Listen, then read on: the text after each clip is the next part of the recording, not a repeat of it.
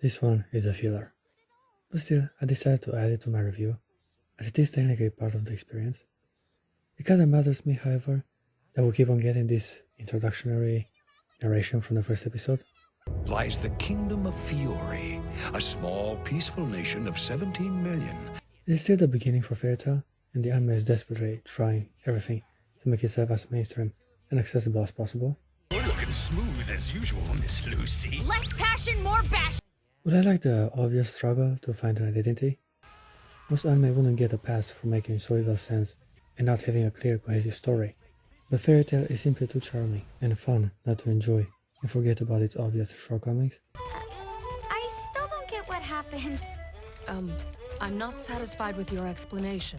The only reason this episode entertains me is simply because of how well characters interact with each other. Fairy Tail has a way of bringing mundane everyday life issues to the front of the series and still deliver a servable, enjoyable experience. I would hardly call this edible. If you knew it was hardly edible, why'd you force me to eat it? The journey starts with our gang looking for something to eat. They've been starving ever since embarking on their journey home, and sadly, the environment is unhospitable and does not offer much culinary possibilities. I'm starving. Like for real. I can't walk another step, you guys. I will probably be repeating myself on this issue, but I gotta admit that Fairy Tail relies heavily on its characters, and fortunately, they have amazing chemistry with each other. Even Erza's gonna eat those things? Time to get my grub on. Wait, you're crazy! Save some for me, you two. The occasional character arcs might feel underwhelming and tired, but whenever Natsu, Lucy, Gray, and Erza are simply messing around like college students, the anime shines and entertains me with their eccentric and charismatic personalities. My arsenal is equipped with only the most powerful pillows. Whatever, Erza, you're going down. Grow up, you guys. Also get introduced to Bisca. She's a background character in the series, but she still has an amazing body.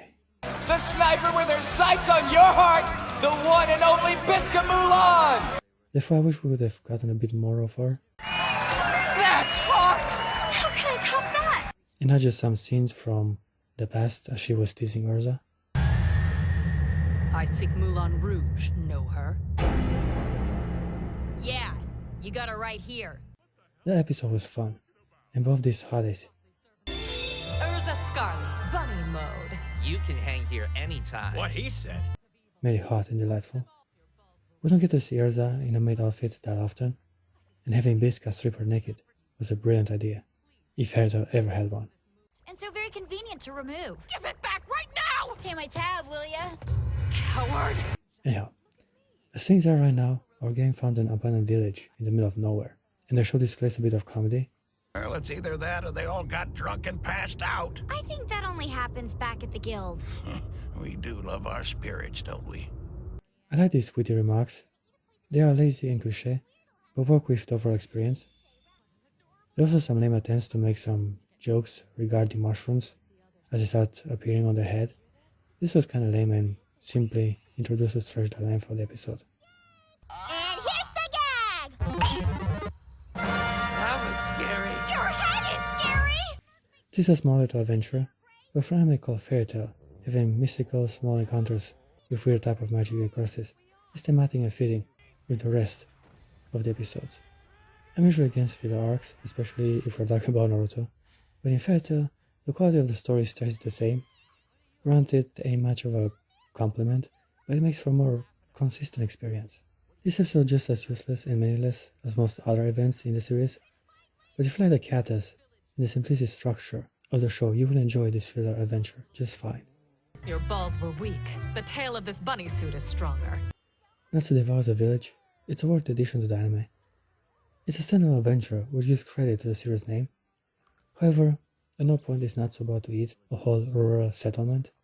I mean, everyone is hungry, and he's trying his best not to stuff his face with what's available.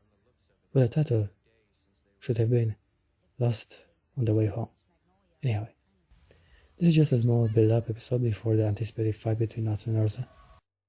No way! Natsu and Erza are gonna fight? You gotta be kidding! Afraid not. Evidently Natsu's finally ready to get revenge. I appreciate the show is trying to deliver on its premise and actually give us some continuity and character development. This is a promising battle, because we'll have seen how strong Natsu is, and Erza is feared by everyone. Therefore, this duel had every right to be legendary. I also like that even though Natsu clearly resembles the shonen main cat archetype, But it still smells fresh. Open wide. Not so fast. What is it now? he's not the strongest from the team. In most cases, Lucy seems to be the protagonist of the story.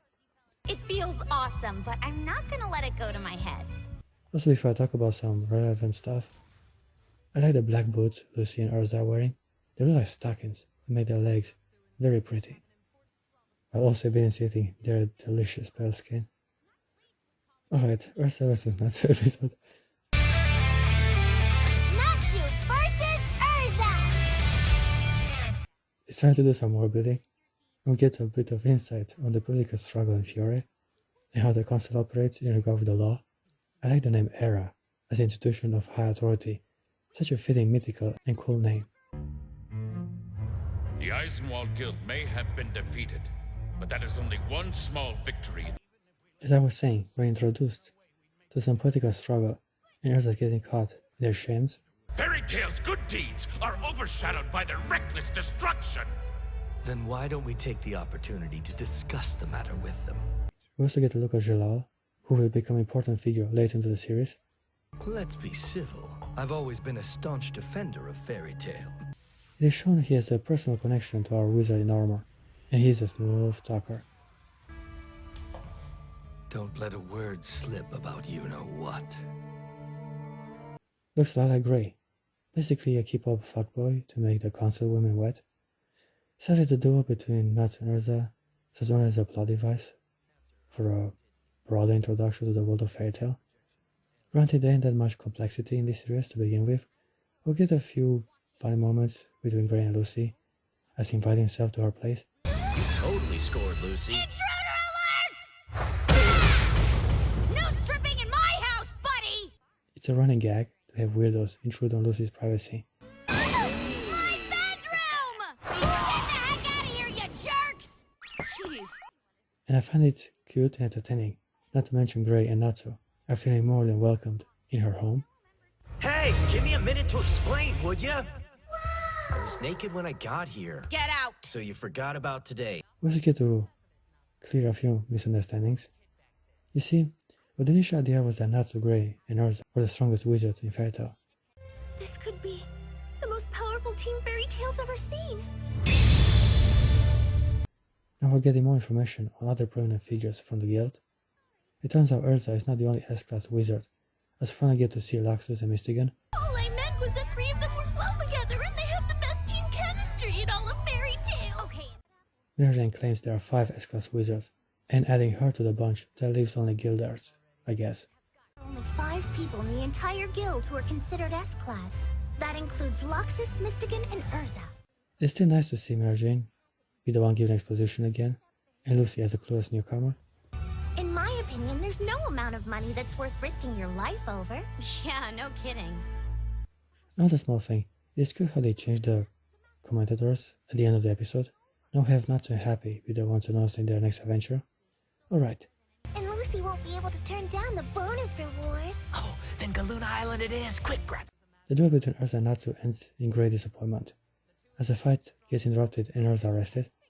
Erza Scarlet, you are under arrest! Huh? You're putting her under a what? I don't like her flaming Emperor's armor. It is cute how even her hairstyle changes, with the 2 bunny tails alongside with the new outfit. That's Flame Empress armor. Good choice against fire magic. So now Natsu's flames will only be half as effective.